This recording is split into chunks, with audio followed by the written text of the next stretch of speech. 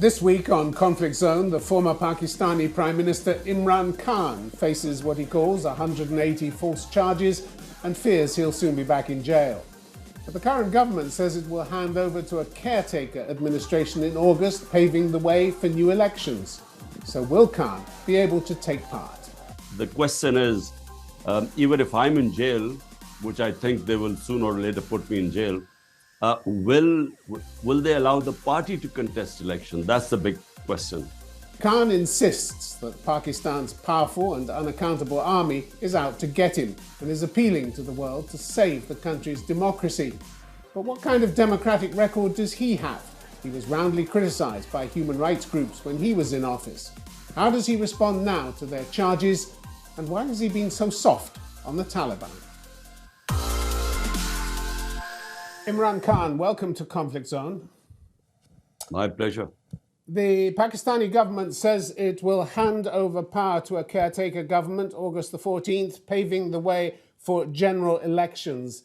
If that happens, do you plan to contest those elections? Oh, most definitely, Tim. We're going to contest the election. Question is, will they allow our party to contest the election? This is the big question right now. Will they allow you? Because you've got something like 180 serious charges against you, all of which you've denied. Doesn't that disqualify you from taking part? Or might it? Well, till the age of 70, I didn't have one criminal case. And in the last few months, I have almost 180. But it's just not just that. My entire party leadership is underground or in jail. And about 10,000 of our workers are in jail right now. So there's a total crackdown on my party. So the question is, even if I'm in jail, which I think they will sooner or later put me in jail, will they allow the party to contest election? That's the big question. And if they don't, you've already suggested that you might start a new party. Is there time for that? Well, we are speaking to our lawyers. I mean, there's no way they can ban a political party which has over 70% rating, public approval in the country. So we're just working out what are the tactics they'll use to ban the party, and then what options have we got after that? Do you foresee a peaceful or a violent campaign? I don't see violence because, elections is something the whole country is waiting for. The vast majority of people are waiting for elections in this country. And so in a way that will let the steam off. But if the other worry is that they might go against the Constitution and delay the elections because of fear of losing. On 14th of May this year, the Supreme Court, according to the Constitution, had announced the elections of Punjab, which is 60% of Pakistan, but the government refused. So because of fear of losing. So we're still not sure whether they will go ahead with elections. You've been complaining that democracy is hanging by a thread in Pakistan. Surely one of the main reasons for that is that you have a powerful army that's been pulling the strings since independence in the country and without any public accountability. Why did you never manage to bring it under democratic control? Well, Tim, Pakistan started off as a security state. We came to being in 47. In 1948, there was a conflict with India. There was enormous amount of insecurity in Pakistan that will we survive as a state with a neighbor, hostile neighbor 7 times the size. So hence the over-reliance on the military began. And almost half the time we were ruled directly by military through various military dictators. And then the rest by these 2 families. So I am really an outsider who came in 2018. So therefore, the army basically is entrenched in our political system. Now, the big question is, how do we now evolve our political system into moving towards a genuine democracy rather than a hybrid system? You were fine with the army, weren't you, as long as they backed you? You once put it you were on one page when it came to policy decisions. Now that you've fallen out of love with each other. You accuse them of persecution and attempting to kill you, and they've thrown these 180 charges against you. Did you really think you could take on the army and win? Look, Tim, the situation is evolving. As they say, you only cross the river once, because, as time passes, it no longer is the same sort of Pakistan it was 70 years ago or 20 years ago when General Musharraf imposed a martial law. This is a different Pakistan. In 20 years, we've had a free media. First time you had independent TV channels coming in and a vibrant media.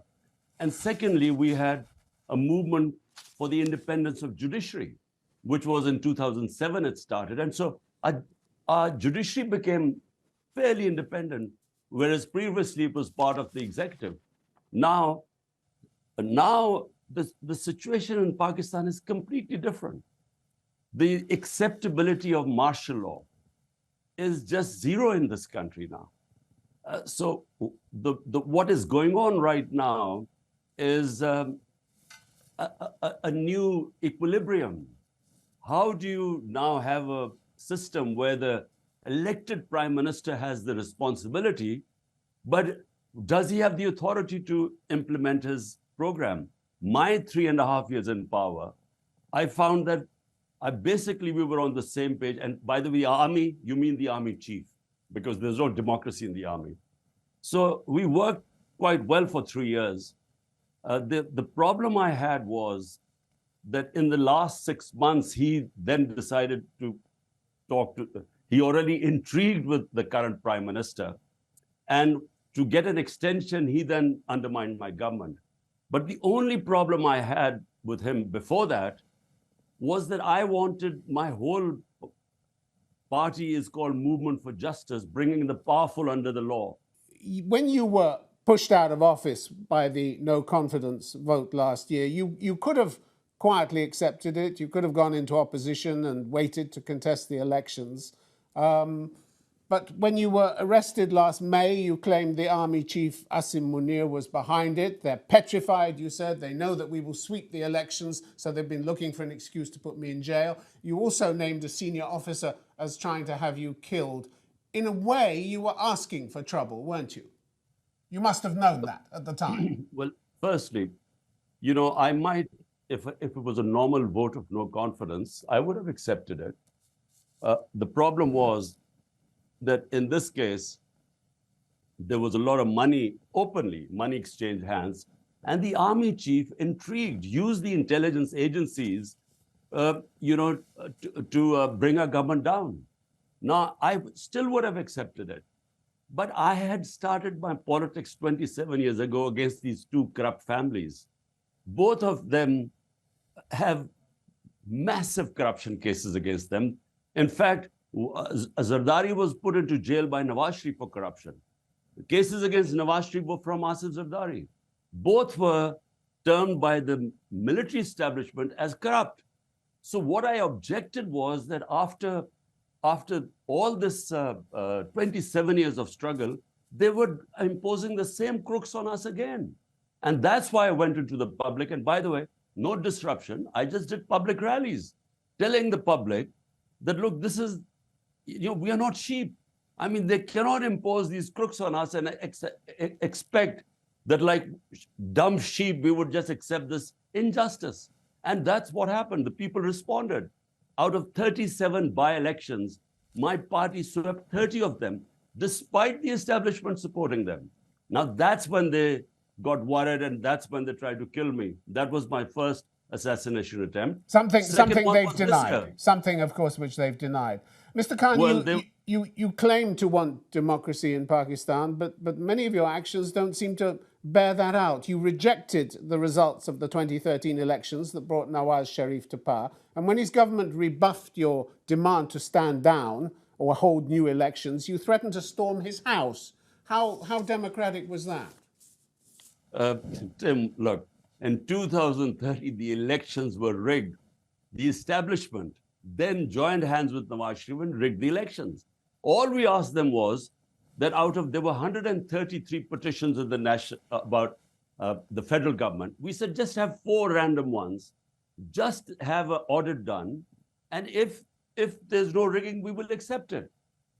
So look, they in refuse. August 2014, your activists, alongside those of a hardline Islamist preacher, Tahir al-Qadri, attacked the parliament and other government buildings. At least 3 people were killed and hundreds injured. And you fanned the flames of violence when talks failed.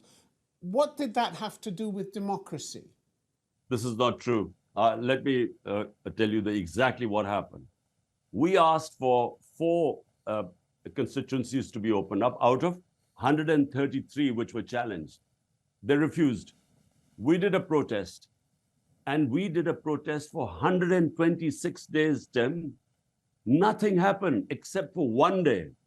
Nothing happened. These were the most peaceful protests. Our right, just asking them to do a check on the elections. It actually went into the Supreme Court then. But it was never violent. The one night that was violent was, unfortunately, another party also joined us in the protest. And so, something happened one night and there was shelling and so on. But You that's told- out you of told the crowd- 126 days. You told the crowd, I'm prepared to die here. You said, I've learned that government plans a major crackdown against us tonight. I'm here till my last breath. It's almost as if you wanted a punch-up. No. This is right. What are you talking about right now? What's happened? I mean, it's completely different what's happening right now. Or are you talking about 19? I was talking about 2014. I was talking about 2014, the mob in Islamabad. I mean, what happened was, I mean, I could go into details. I mean, they tried to disrupt our peaceful protest, and they tried to remove us from there. And then there was tear gas and so on, and trying to scare us away. And so we resisted that. But I mean, the fact is, in my 27 years, I have always urged everyone to remain within the Constitution and exercise our right for peaceful protest. And that's what it was. 126 days. Only one day there was this tear gas shelling, and when there were, sadly, a few casualties, 3 or 4 people died. Why not control your supporters instead of stoking the violence? What we saw this year, May this year, your arrest by paramilitary troops at the Islamabad High Court. This led to protests and rioting by your supporters across the country, as well as vandalism against military installations. At least 8 people died, probably many more. What did they die for? What did they die for? A classic case of blame the victim. What happened on the 9th of May? I was sitting inside the Islamabad High Court. There was no warrant against me for arrest. While I was sitting there, filling in the forms, there was an attack by not just rangers, but commandos. Commandos came in, and this is visible everywhere. They came in, they broke through that registry office I was sitting in. They beat up everyone. My lawyers were beaten up. The staff was beaten up.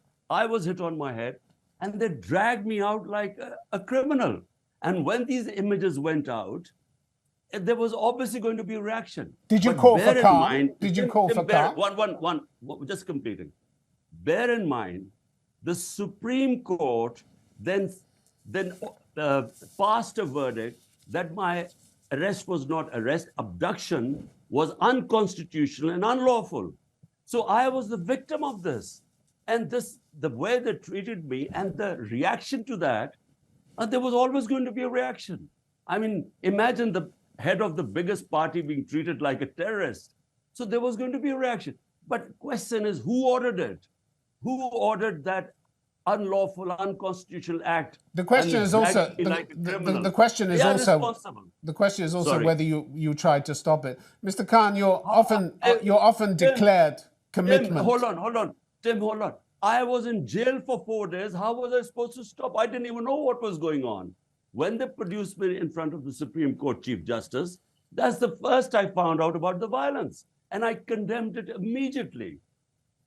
Mr. Khan, your often declared commitment to democracy doesn't seem to have been appreciated by everybody when you were in power. In 2021, your last full year in office, Human Rights Watch says your government stepped up its efforts to control the media and curtail dissent. Authorities harassed and at times detained journalists and other members of civil society for criticising government officials and policies, it said. Are you proud of that? I wish they would give me specific incidents. We have investigated. There were 10 incidents of journalists, who claimed that they had been mistreated. 10 incidents. My party was only responsible for one of them, my government, which immediately we remedied. 3 or 4 of them related to the security forces. We were coming out of the war on terror, and they then thought that these guys were overstepping and the troops were vulnerable and so on. Nothing to do with my government. You cannot compare, Tim, what is going on right now. Our best journalists hounded out of the country, murdered. Four of our top journalists have run out of the country. Our other journalist, who is the highest viewership on YouTube, has been abducted for 2 months. His family doesn't know where he is.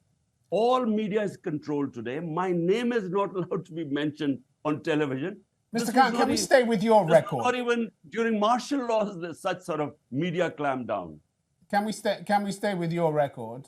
Because still in 2021, Human Rights Watch said the authorities expanded their use of draconian sedition and counter-terrorism laws to stifle dissent and strictly regulate civil society groups critical of government actions. Authorities also cracked down on members or supporters of opposition political parties. In their view, you ran a pretty nasty government, didn't you? Or did Human Rights Watch just make all this up? I wish they would give some specific examples, because I can tell you, my time was liberal. Judiciary was never interfered with. The police was never told to victimize people. 10,000 workers of mine are in jail today. Entire senior leadership is in jail. And you name me the number of times the opposition did protests. Not once did we try and stop them. They have never even allowed us to do one peaceful protest. And the draconian crackdown, listen, Jim, this has never happened in our history. People are being picked up in the middle of the night. Houses are broken in. Houses are robbed by the police. The reign of terror right now, even in General Musharraf's martial law, it was liberal compared to what is happening right now. In 2021, your own Human Rights Commission, Pakistan's own Human Rights Commission, was scathing about what it called your government's deliberate attempts to malign numerous human rights defenders and journalists. The government's increasingly authoritarian tendencies provide, it said, no room for consensus building between the state and civil society. Did they get it wrong as well? Were they making up the stories? Are they biased? What is it? Tim, look, I never claimed that, there was this nirvana of this great democracy immediately we installed in our 3.5 years. Bear in mind that in the last 60 years, half the time was military dictators and half the time these two families. So my government, this was the first time we were in power. And I can tell you, if you look at our record in terms of victimizing the opponents, 95% of the case against all political opponents were inherited by us, not initiated by us. And merely we were trying to pursue the same cases which we inherited. There was no victimization. The opposition could do any rallies. There were 3 long marches to Islamabad. Not one case was registered against them. There are 180 cases against me, most of them terrorism cases. There are 2 murder cases. There are 2 corruption cases. There are a blasphemy case against me. And in the last 7 months, this has never happened in our history. I'm almost about to break a world record to reach my double century. Every day I wake up, there's another case. And remember, all my senior leadership is in jail or they're in hiding. So, I'm totally isolated today. I can't, the police outside my house, they check anyone who comes inside. In our worst martial law, these sort of things never happen. Let's talk about some of your attitudes that have excited shall we say, less than enthusiasm by the international community. In August 2021, you welcomed the Taliban's seizure of power in Afghanistan, saying that Afghans had broken the shackles of slavery. Having seen how the women of Afghanistan, far from breaking their shackles, have had them brutally reattached by the Taliban, would you like to revise that opinion, or do you choose just not to see that? Number one, this was a speech talking about mental colonialism. This was a speech dealing with changing our education syllabus, curriculum, because we still had the old colonial curriculum where the small elite had English medium and the rest had Urdu medium. And there was this big gap between the rich and the poor because of this education. So what I was trying to, it was an Urdu speech in Urdu. I was trying to tell them that we have to break these mental chains of slavery. And basically, I was just referred that in Afghanistan, they've attained their independence. This was made into such a big thing. I mean, well, you never revised it, did you? But listen, you never revised it. I'm giving you a chance to revise your opinion of the Taliban, who whipped and beat women when they demonstrated for their rights. Whipped and beat them. Firstly, Tim, so let's get the facts right. Against the British in the 19th century, the Afghans got their freedom when the British left. Soviets in 20th century, when they left, they got their freedom. So the US, when they left, they got their freedom. That's how it's just a fact. Now come to Taliban. Look, first of all, whichever government is in power in Afghanistan, Pakistan has to have good relationship with them. I had very good relationship or tried my best with the Ghani government, previous government. I went to Kabul. I invited him as a prime minister. We have a 2,500 kilometer border with Afghanistan. We don't look upon Afghanistan as Taliban government or Ghani government. We look upon them as Afghan government, because if we do not have good relationship with the Afghan government, there are 3 million Afghan refugees living in Pakistan. So you refuse to condemn their crimes? You refuse to condemn their crimes? No. First of all, let me just clear so that you understand, whichever government is there, Pakistan should have good relationship with them, because in the previous time, there were 3 terrorist groups operating from Afghan soil into Pakistan. The TTP, ISIL, and then there was the Baloch Liberation Army. So from our point of view, if we have good relationship with the Afghan government, then they will control this cross-border terrorism. That is the main reason. Now you come about Taliban. Look, Taliban must defend themselves, whatever, they should. I'm not their spokesperson. You have nothing to say about the summary executions or enforced disappearances of more than 100 former Afghan security personnel, the hundreds of people who were evicted from their homes. Your administration said we must strengthen and stabilize the current government for the sake of the people of Afghanistan. Why would you, a self-declared Democrat, want to strengthen a government that was and still is repressing and brutalizing so many people in Afghanistan? That's what people in the West find difficult to understand. Tim, first of all, as the Prime Minister of the country, my top priority is people of Pakistan. What is good for them? What is good for our people is peace in Afghanistan. There's been 40 years of conflict in Afghanistan. And whenever there's this conflict in Afghanistan, it spills over into Pakistan's tribal areas. And so we then face destabilization in the northwestern border. So therefore, I mean, it's not up to me to start moralizing about other countries. Why not? You don't have any principles? No, there are principles. But, when you talk about foreign policy of a country, and let me tell you, the Western countries right now, our democracy is being dismantled in front of their eyes. Is there one statement against it? I mean, they talk about when something happens in Hong Kong, they blame China for being anti-democratic, or Russia, or Uyghurs in China. About which you've said nothing. About which you've said nothing. Is there any statement against Pakistan dismantling of our democracy? Up 10,000 people in jail, the sort of victimization going on, and total clampdown on media. So is there any statement by anyone? Because it's not in their interest. So the countries, the Western countries, look to their own interests. In Kashmir, there is total violation of human rights.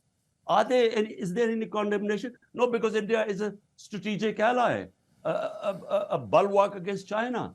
So don't ask countries like us, who have 100 million vulnerable people in this country, 50 million below the poverty line, 50 million just above it. This is our priority. So they used to ask me, give statement against Uyghurs about China doing of the Ukraine-Russian conflict. We can't afford these moral statements because our statements could affect people going below the poverty line in this country. All right. So I'm, as a prime minister, this was my priority rather than talk against all the wrongs being done in this world. All right, Imran Khan, we have to leave it there. Thank you very much indeed for your time. My pleasure, Tim. Thank you.